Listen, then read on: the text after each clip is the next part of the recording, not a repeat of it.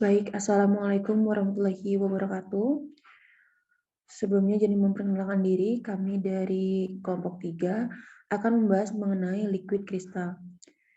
Next. Adapun tujuan dari pembelajaran yang akan kami presentasikan, yang pertama adalah mempelajari karakterisasi yang menentukan bahan kristal cair, memahami konsep anisotropi dan brief range yang ditetapkan pada kristal cair, menjelaskan struktur molekul cairan umum yang berbeda di fase kristal, mempelajari beberapa teknik eksperimental dasar dalam kristal cair dan ilmu pengetahuan termasuk pengukuran dielektrik, difraksi, sinar X, kalorimetri, pemindaian diferensial, dan yang terakhir adalah mempelajari bagaimana tampilan kristal cair dalam LCD dan teknologi berbasis kristal cair umum lainnya yang bekerja.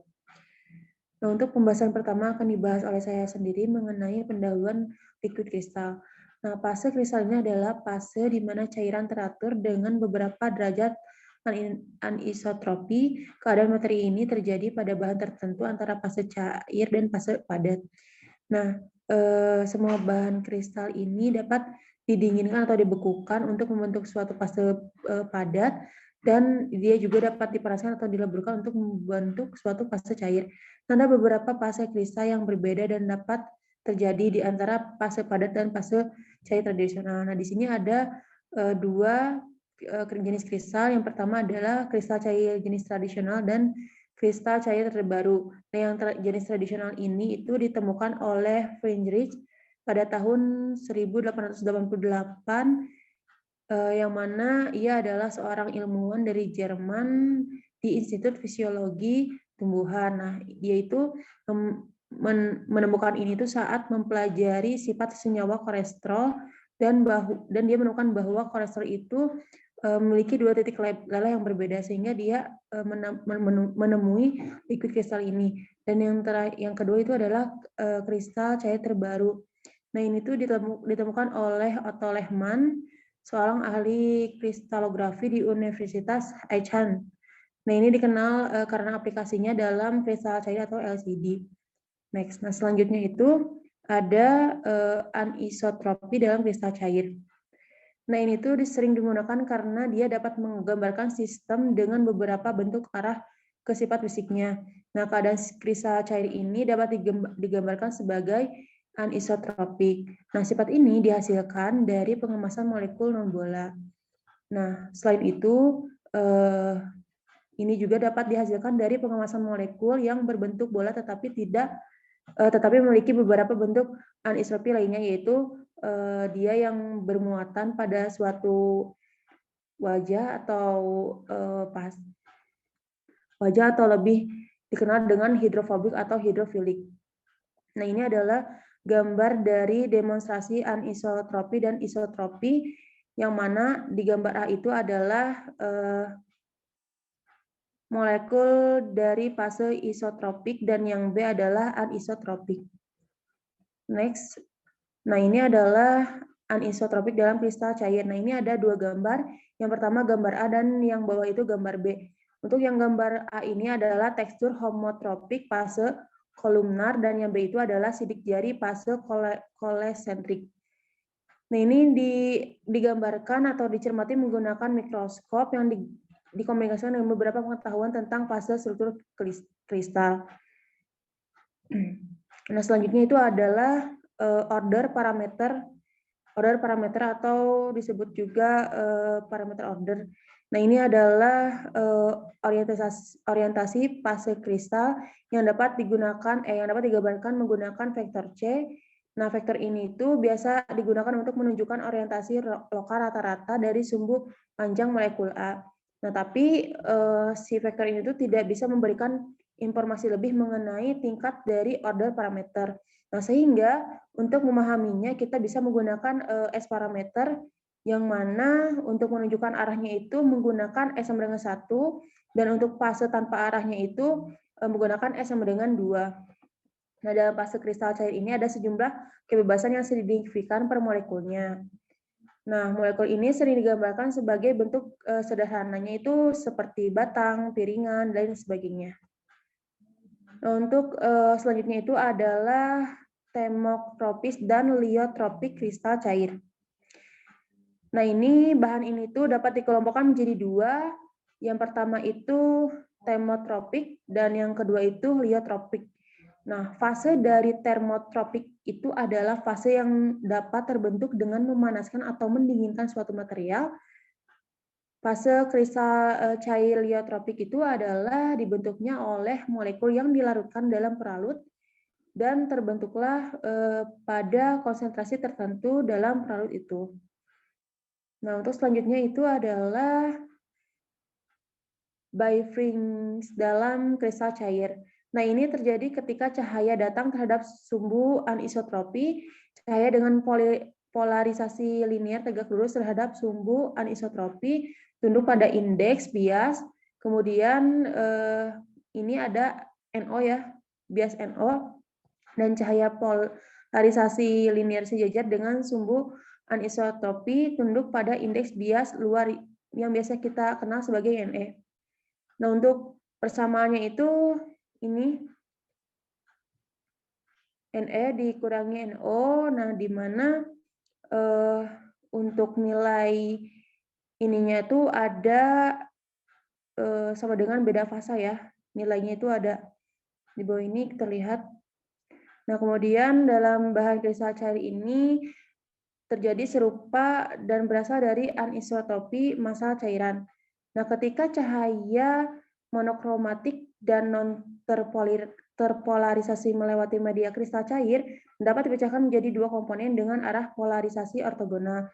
Jika masing-masing sinar ini mengalami indeks bias yang berbeda dan salah satunya bergerak lebih cepat dari yang lain, itu dapat menciptakan fase yang berbeda antara keduanya. Dan dapat disimpulkan bahwa semakin jauh dua sinar cahaya yang diselesaikan berjalan melalui media bifrings, akan semakin besar pergeseran fasa di antara keduanya sampai mereka bergeseran. Nah, untuk selanjutnya adalah cacat topologis dan tekstur cacat. Nah, ini itu adanya dalam sebuah film kristal cair yang berorientasi sempurna di mana semua molekul penyusunnya itu rata-rata menunjukkan ke arah yang sama atau sejajar. Nah, pada skala panjang makroskopik sekitar 100 mili atau lebih akan muncul sebagai gambar kecerahan seragam di bawah mikroskop terpolarisasi. Nah, untuk kecerahan dan warna cahayanya itu ditransmisikan memberikan informasi tentang ketebalan film kristal cair dan orientasi. Nah, namun dalam keadaan ini itu ia tidak selalu memungkinkan untuk membedakan antara fase ini dengan mudah. Nah, terutama itu saat mencoba mengidentifikasi fase yang tidak diketahui. Nah, setiap fase yang tidak selaras atau sempurna itu biasanya itu dapat melihat cacatnya itu dapat kelihatan gitu. Nah, di mana hal ini tuh dapat dijelaskan bahwa saat si fasenya itu tidak selaras, maka itu disebutnya cacat. Nah, selanjutnya ada pengenalan cacat topologis. Nah, untuk cacat topologis pada kristal ini adalah di mana area direktur kristal cair ini tidak dapat ditentukan dengan jelas. Nah, ini ada angka-angka di samping-samping itu. Angka-angka ini itu pada setiap cacatnya itu mewakili muatan topologinya. Jadi sebuah metode untuk mengklasifikasikan cacat-cacat yang berbeda. Nah, kemungkinan cacat kedua dimensi dalam fase kristal ini terbentuk dari molekul seperti batang. Kemudian pada inti setiap cacat ini kita dapat melihat ada titik di mana urutan kristal itu rusak, yaitu tidak ada arah molekul tertentu, jadi arahnya kemana aja. Kemudian cacat itu dapat disebabkan oleh pengotor atau partikel di dalam kristal cair, tapi dia juga bisa terjadi secara spontan karena fasenya pada saat fase terbentuk. Nah, kemudian gambar mikroskopik di mana cacat karakteristik dan pola bifringens terlihat dikenal sebagai tekstur cacat. Nah, ini adalah gambar yang sudah tadi dijelaskan. Ada dua contoh variasi tekstur cacat yang mana dapat diamati di berbagai fase kristal cair. Ada yang +1, -1, +1,5, dan -1,5. Nah, itu saja yang dapat saya sampaikan. Selanjutnya saya serahkan ke rekan saya. Bahasan selanjutnya yaitu tentang fase kristal cair termotropik. Ada beberapa fase kristal cair termotropik yang akan dibahas satu persatu. Yang pertama itu fase nematik. Fase nematik adalah fase kristal cair termotropik di mana semua molekul dalam material cenderung sejajar dalam arah yang sama. Seperti gambar 3.5, yaitu gambar skema fase kristal cair nematik dengan arah C. Kemudian, bahan nematik adalah fase termotropik yang paling mirip fluida dengan viskositas yang relatif rendah. Dalam bahan yang menunjukkan beberapa fase kristal cair termotropik, fase nematik biasanya ditemukan pada suhu yang lebih tinggi, tepatnya di bawah fase cair isotropik. Meskipun molekul dalam fase nematik rata-rata sejajar dengan direktur C, ada tingkat variasi yang cukup besar dalam kemiringan molekul sehubungan dengan sumbu ini. Variasi tersebut dapat dicirikan oleh parameter orde skala S seperti yang dinyatakan dengan persamaan di bawah. Kemudian, fase nematik dapat diidentifikasi dengan paling mudah menggunakan mikroskop polarisasi dengan lapisan tipis bahan yang ditempatkan di antara dua plat kaca. Pengamat biasanya akan melihat tekstur Schiller-Run ketika molekul sejajar dengan plat kaca. Tekstur Schiller-Run adalah karakteristik dari fase nematik dan termasuk cacat topologi. Cacat titik yang terlihat pada fase ini mungkin memiliki 2 atau 4 kuas atau pita gelap yang mengelilingi cacat seperti yang ditunjukkan pada gambar. Gambar 3.7 ini merupakan tekstur nematik rata-rata yang dicitrakan dengan mikroskop cahaya terpolarisasi yang menunjukkan karakteristik tekstur Schiller-Run.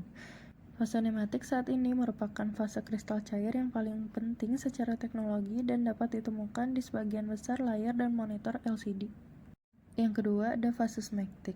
Fase kristal cair smektik dicirikan terutama oleh struktur yang berlapis seperti gambar 3.8, yaitu struktur berlapis fase SMA dengan arah C. Fase smektik biasanya jauh lebih kental daripada fase nematik dan terjadi pada suhu yang lebih rendah. Yang paling sederhana dari fase smektik dikenal sebagai smektik A atau SMA. Pada fase ini, molekul-molekul cenderung berorientasi pada arah yang sama, tetapi selain urutan primer ini, molekul-molekul tersebut menyusun dirinya sendiri menjadi struktur seperti lapisan. Dengan demikian, fase terdiri dari lembaran cairan dua dimensi ditumpuk di atas satu sama lain. Gambar mikroskop terpolarisasi dari fase asmektik ditunjukkan dengan tekstur cacat karakteristiknya. Seperti yang ditunjukkan gambar 3.9, yaitu tekstur kerucut fokus fase smektik A diciptakan menggunakan mikroskop optik terpolarisasi dengan perbesaran 100 kali. Bentuk paling sederhana dari fase smektik C adalah varian dari struktur fase SMA. Struktur lapisan dasarnya sama, tetapi molekul miring terhadap lapisan normal, seperti gambar 3.10, yaitu fase SMC, direktur C, dan lapisan normal N ditunjukkan. Sudut kemiringan ini dapat bervariasi sebagai fungsi suhu, dengan nilai maksimumnya pada suhu yang lebih rendah.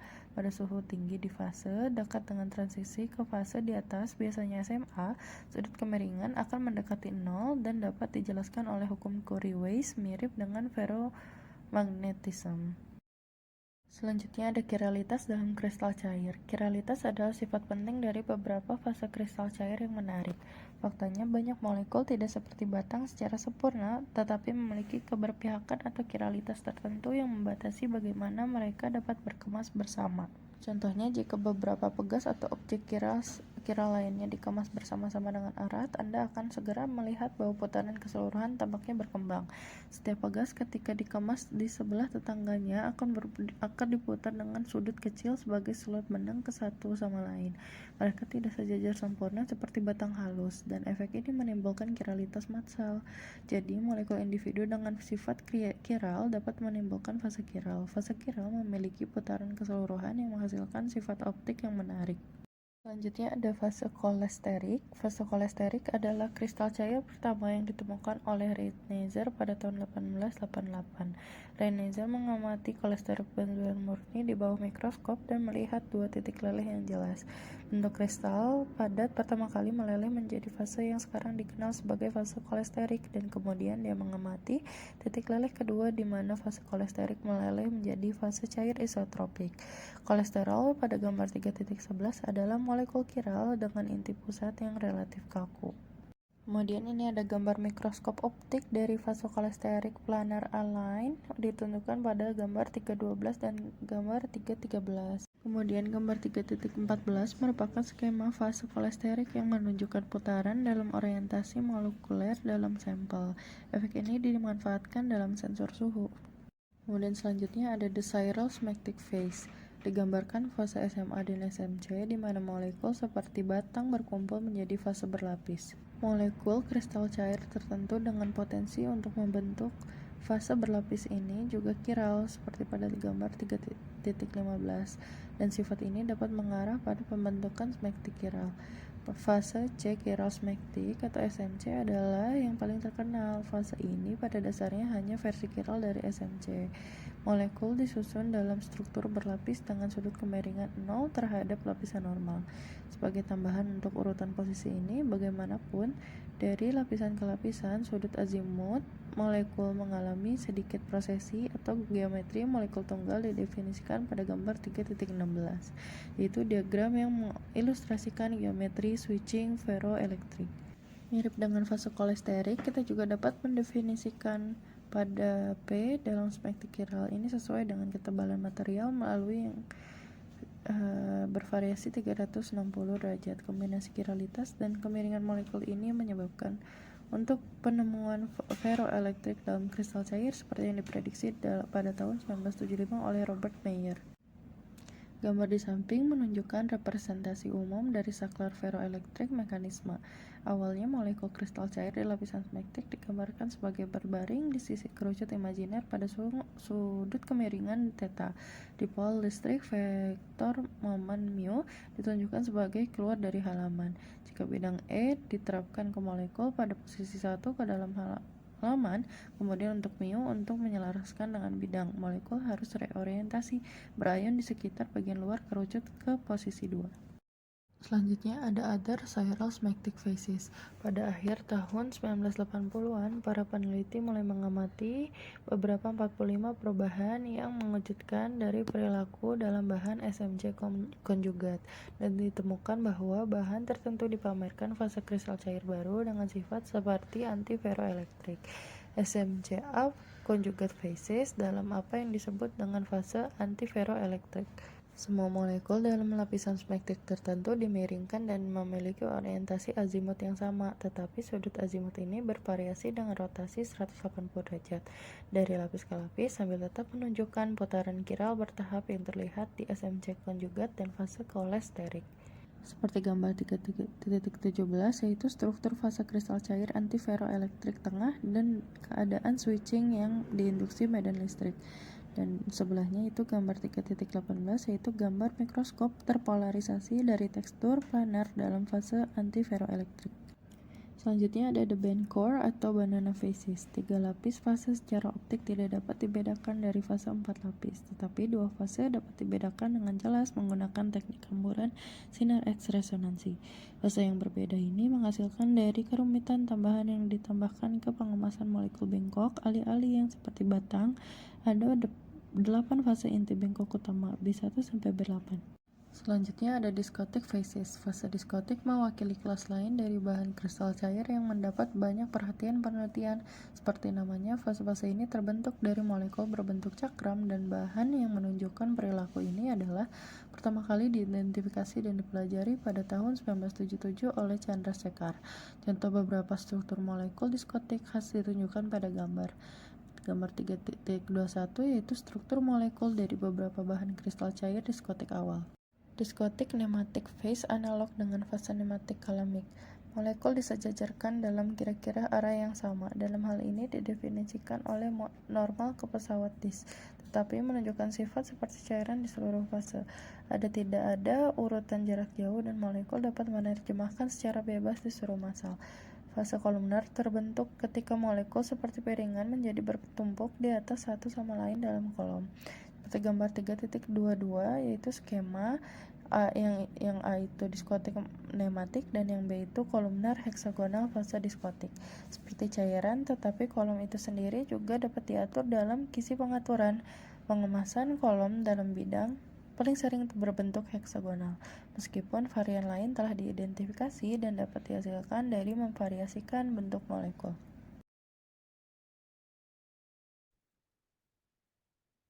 Selanjutnya 3.8 yaitu teknik eksperimen.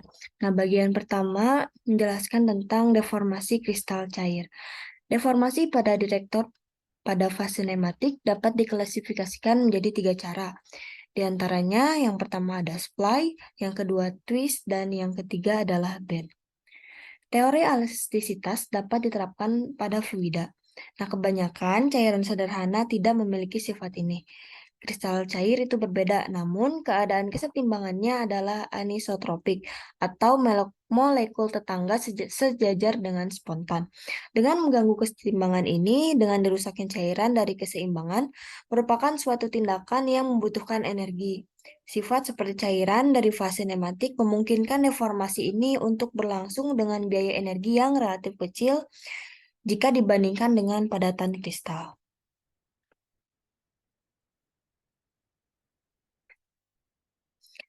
Selanjutnya, bagian yang kedua adalah teknik untuk menggunakan mikroskop optik terpolarisasi. Nah, mikroskop optik terpolarisasi ini adalah teknik yang ideal untuk memvisualisasikan tekstur kristal cair. Nah, kristal cair disiapkan sebagai film tipis sekitar ukuran 2-20 mili tebalnya di antara plat kaca. Nah, mikroskop optik terpolarisasi ini berguna untuk mengamati cacat yang menarik, tekstur yang mungkin terbentuk di setiap fase. Untuk identifikasi fase dapat menunjukkan perbedaan tekstur Birefringence setiap fase. Tekstur ini bergantung pada variasi spasial dalam keselarasan molekul sehubungan dengan sumbu optik dan polarizer. Nah, gambar berikut ini adalah skema yang menunjukkan pengoperasian mikroskop optik terpolarisasi. Kemudian selanjutnya, untuk langkah kerja pada mikroskop optik terpolarisasi ini, ketika cahaya datang itu pada polarisator pertama berorientasi pada arah Y. Cahaya akan menjadi terpolarisasi linier dengan intensitas 10. Cahaya terpolarisasi ini datang pada lempengan kristal cair dan dapat diuraikan menjadi 2 gelombang terpolarisasi dalam arah ortogonal dengan amplitudenya yaitu asin theta dan akos theta. Nah, setelah itu kita dapat dengan jelas melihat bahwa ketika sampel kristal cair diputar antara polarizer dengan sudut theta, intensitas yang ditransmisikan akan bervariasi hingga nilai maksimum pada 45 derajat. Jadi, karena arah detektor kristal cair bervariasi secara spasial di seluruh material, intensitas yang ditransmisikan juga bervariasi. Nah, gambar di samping ini adalah 2 gambar mikroskopis optik terpolarisasi yang sama dalam fase nematik yang diambil pada 2 sudut sembarang yang berbeda sekitar 45 derajat. Kemudian langkah selanjutnya adalah pengukuran elektropik. Nah, pengukuran elektropik ini adalah mikroskop terpolarisasi sangat kuat bila dikombinasikan dengan pengukuran listrik pada film kristal cair. Dari pengamatan mikroskopik Birefringence dalam material berfungsi dari berbagai medan yang diterapkan. Perubahan orientasi molekul dapat disimpulkan dan dimungkinkan untuk menyimpulkan mekanisme di mana molekul kristal cair merespon medan listrik atau magnet. Itu merupakan bentuk umum untuk melihat efek medan listrik pada bahan kristal cair. Meskipun medan magnet juga akan menghasilkan reorientasi molekul. Efeknya jauh lebih lemah dan oleh karena itu belum berguna secara komersial. Selanjutnya, untuk teknik eksperimen, kita harus memahami sifat-sifat dielektrik kristal cair. Nah, konstanta dielektrik dari bahan isolator juga dikenal dengan permitivitas. Dapat didefinisikan sebagai sejauh mana bahan akan menjadi terpolarisasi listrik dengan adanya medan listrik. Dalam bahan isotropik, kami mendefinisikan konstanta dielektrik tunggal. Namun, sifat anisotropik bahan kristal cair seperti fase nematik berarti bahwa arah medan listrik terhadap detektor kristal cair adalah penting. Selanjutnya, adanya 2 konstanta dielektrik yang berbeda ini berarti kita dapat menentukan besaran baru, yaitu anisotropi dielektrik. Anisotropi dielektrik dapat berupa positif atau negatif dengan bahan positif berorientasi dengan sumbu panjangnya sejajar dengan medan E dan bahan negatif berorientasi dengan sumbu pendeknya sejajar dengan medan E. Selanjutnya yang harus kita pahami adalah sifat-sifat dielektrik kristal cair. Di sini konstanta dielektrik untuk bahan kristal cair dapat ditentukan dengan memperlakukan sel kristal cair sebagai kapasitor plat paralel yang diisi dengan kristal cair sebagai dielektrik. Nah, kapasitansinya itu sesuai dengan kapasitansi pada kapasitor untuk persamaannya, yakni C sama dengan E0 E dikali A per D, di mana A adalah luas kapasitor atau luas penampang kapasitor, dan D adalah pemisahan plat atau jarak antar plat. Dengan melakukan dua percobaan, satu di mana kristal cair berorientasi hemotropis, dan lainnya dengan keselarasan planar, dan dapat ditentukan secara independen. Selanjutnya, 385, yaitu transisi Friedrichs dan pengukuran konstan elastis. Secara umum, ketika molekul kristal cair dikenai medan listrik, molekul akan cenderung terpolarisasi secara elektrik. Polarisasi ini menciptakan dipol dan molekul yang akan cenderung sejajar dengan medan listrik. Dalam fase nematik massal, molekul yang disejajarkan akan diorientasikan kembali bersama sebagai respons terhadap medan yang diterapkan. Reorientasi massal bidang direktur nematik ini dikenal sebagai transisi Friedrichs. Nah, kemudian deformasi yang paling umum diterapkan dalam transisi Friedrichs adalah deformasi splay. Dan geometri ini dapat dilihat pada gambar seperti gambar di samping. Hanya untuk beberapa molekul kristal cair dapat dalam geometri planar. Pengukuran eksperimental tegangan ambang untuk transisi Friedrichs memberikan kita metode untuk menentukan konstanta elastis spray. Konstanta K11, K22, dan K33 masing-masing mewakili masing-masing kemudahan deformasi regangan, buntiran, dan tekukan yang dapat dibuat. Pengukuran konstanta elastis dilakukan dengan menyiapkan sel kristal cair dalam geometri yang berbeda dan menentukan bilang ambang untuk transisi Friedrichs. Jika kita dapat menyiapkan sel kristal cair masing-masing hanya dengan satu dari tiga deformasi dan menentukan tegangan ambang untuk transisi Friedrichs, maka masing-masing konstanta elastis dapat ditentukan secara independen. Pengukuran konstanta elastis Frank ini sangat penting ketika menilai kemampuan material untuk mengorientasikan ulang dalam medan listrik, yaitu untuk perangkat tematik seperti piksel yang dapat dialihkan. Nah, gambar di samping adalah respon kristal sejajar planar dengan anistropi dielektrik positif terhadap penerapan medan listrik tegak lurus E. Selanjutnya yang harus kita pahami adalah difraksi sinar X. Nah, difraksi sinar X adalah teknik eksperimental yang dapat digunakan untuk menyimpulkan struktur pengemasan molekul dalam fase kristal cair. Dalam percobaan hamburan sinar X yang khas pada bahan kristal cair, sampel dimasukkan ke dalam sel penahan yang dapat menampung bahan dalam keadaan seperti cairan. Ini mungkin film tipis yang disegel di antara plat kaca tipis atau kaca harus setipis mungkin untuk mengurangi redaman sinar X. Kaca atau kapiler kuarsa, atau lebih sederhananya kapsul tertutup yang dibuat dari film mylar atau kapton. Dua film polimer dengan penyerapan sinar X rendah. Kapsul sampel dapat dipasang pada tahap yang dikontrol suhu di jalur berkas sinar X. Dalam percobaan transmisi, sinar X-ray melewati sampel, dan sinar X hamburan direkam pada detektor. Ini bisa berupa detektor area seperti CCD atau perangkat yang dipasangkan dengan muatan atau pelat gambar. Untuk resolusi yang lebih tinggi, detektor titik dapat digunakan. Nah, ini merupakan gambar di samping ini merupakan gambar penggambaran untuk sinar X. Kemudian yang selanjutnya adalah kalorimetri pemindaian diferensial. Nah, kalorimetri adalah teknik karakterisasi termal yang sering digunakan untuk mengidentifikasi dan mempelajari transisi fase.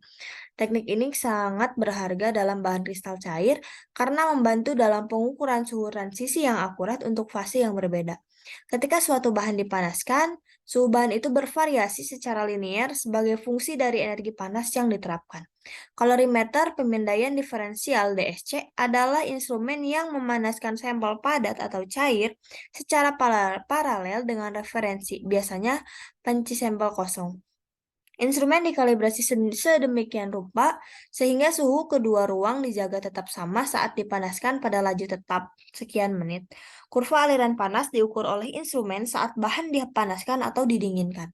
Untuk material yang tidak menunjukkan transisi fase termal, kurva aliran panas ini akan linier dengan indikasi kemiringan kapasitas panas material.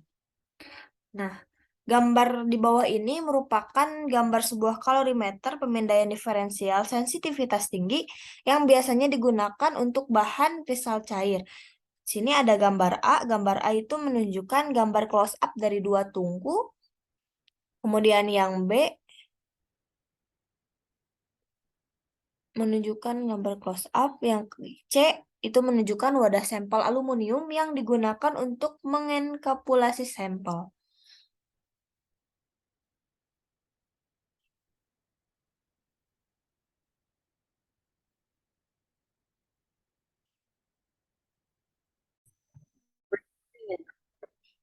Selanjutnya, aplikasi kristal cair. Tampilan kristal cair. Aplikasi kristal cair yang paling terkenal tentu saja adalah layar kristal cair. Setelah pengembangan ekstensif, teknologi ini hampir sepenuhnya menggantikan tabung sinar katoda atau yang sering disebut CRT sebagai tampilan dominan di pasar dan di rumah, kemudian di kantor kita. Monitor komputer LCD seperti yang terlihat pada gambar 3.33 dan televisi lebih besar dari 50 inci kini tersedia secara luas dan terjangkau bagi konsumen. Hampir semua LCD di pasaran saat ini mengandung kristal cair nematik sebagai media aktifnya. Bahan nematik ini terdiri dari campuran beberapa senyawa kristal cair dan telah dirancang dengan cermat untuk dipamerkan sifat optimal untuk aplikasi yang dimaksud. LCD dapat reflektif atau transmisif, dan ada beberapa cara di mana bahan nematik dapat disejajarkan dan diorientasikan ulang menggunakan medan listrik untuk mencapai status hidup atau mati, yaitu piksel gelap atau terang.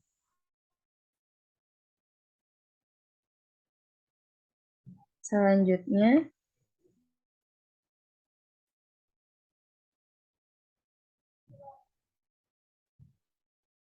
di sini ada gambar 3.34 di mana ini merupakan skema piksel LCD tunggal sederhana yang menunjukkan respon kristal cair nematik pada penerapan medan listrik antara pelat kaca karena tegangan yang diberikan. Model paling sederhana dari peringkat LCD menggunakan geometri yang diilustrasikan pada gambar 3.34. Mode operasi ini mengambil keuntungan dari perubahan birefringence ketika material merespon medan listrik. Molekul kristal cair awalnya dibatasi untuk keselarasan planar dengan menggunakan pelapis permukaan pada kaca ITO atau indium timah oksida lapisan konduktif. Ketika tegangan diterapkan melintas pelat kaca, medan listrik yang dihasilkan tegak lurus terhadap orientasi molekul menginduksi transisi Fredericks. Dan molekul dengan anisotropi di elektrik positif akan diorientasikan kembali untuk menyelaraskan dengan medan R. Sejak LCD pertama kali dikembangkan, ada banyak variasi pada mode tampilan sederhana yang ditampilkan. Kombinasi yang berbeda dari orientasi molekul, perawatan permukaan, dan medan listrik telah menghasilkan tampilan baru yang lebih cepat dengan rasio kontras yang lebih tinggi. Bahan kristal cair itu sendiri juga telah sangat dioptimumkan oleh sintesis sejumlah molekul kristal cair yang berbeda dan persiapan bahan kristal cair yang disetel dengan baik. Dalam buku ini tidak dibahas banyak iterasi peningkatan LCD sebagai gantinya. Di sini dibahas satu mode tambahan untuk LCD, tampilan nematik bengkok, salah satu mode operasi yang paling sukses secara komersil dan tahan lama.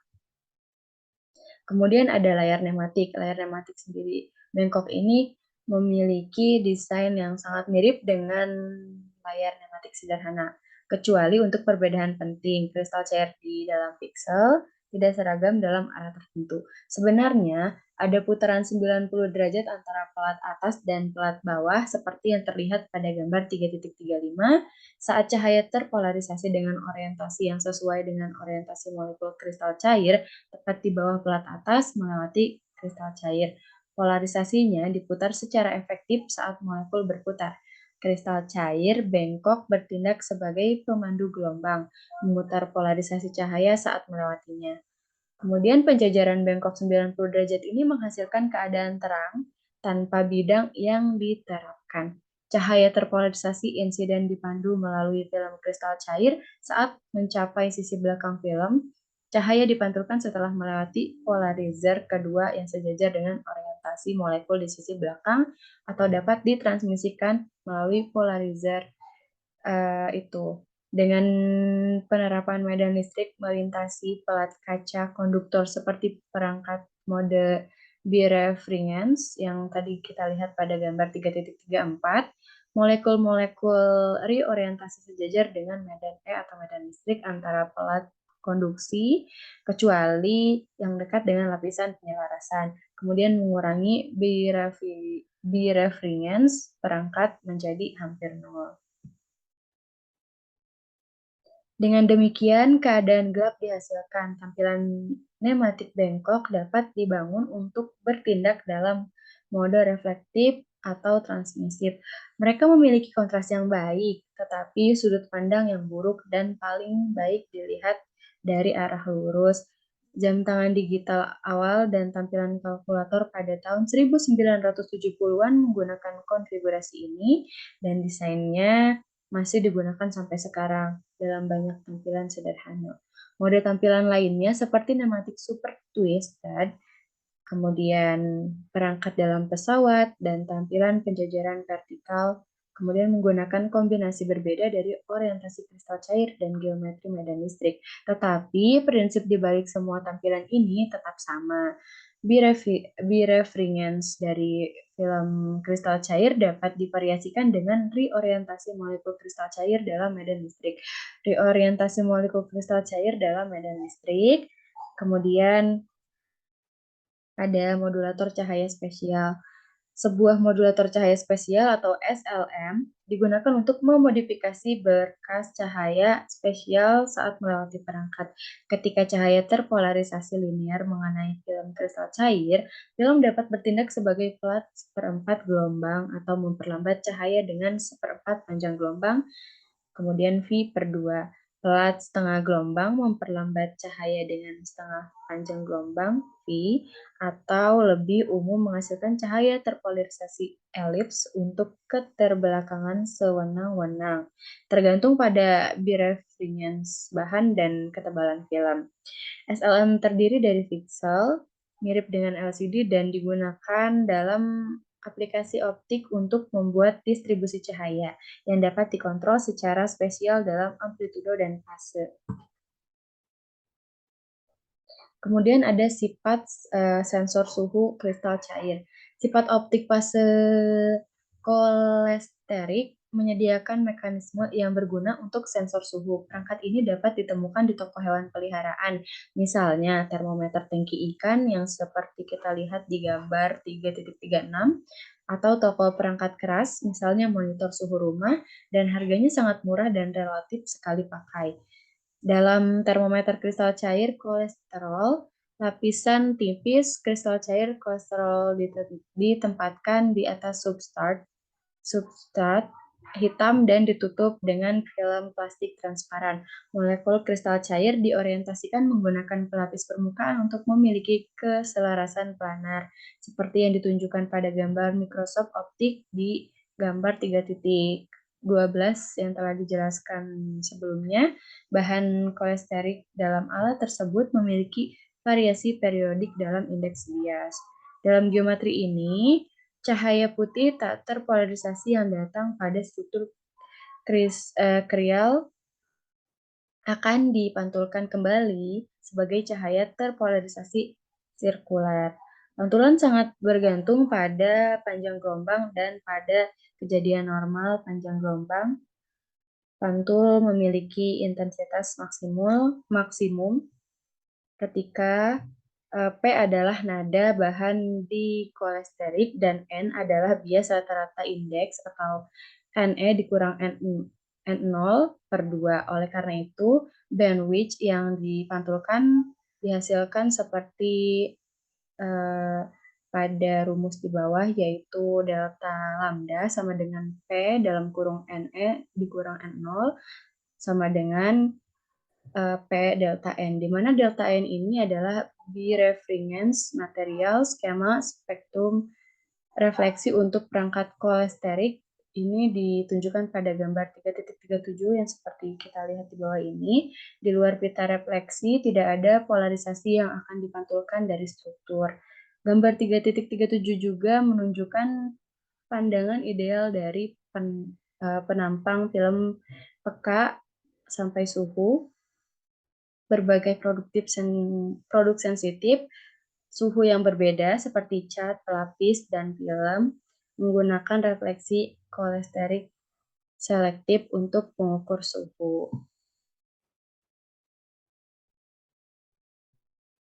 Sekian dari saya, kurang lebihnya mohon maaf. Wabillahi taufiq wal hidayah. Wassalamualaikum warahmatullahi wabarakatuh.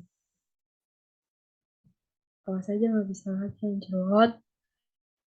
Ini apa? Stop ya?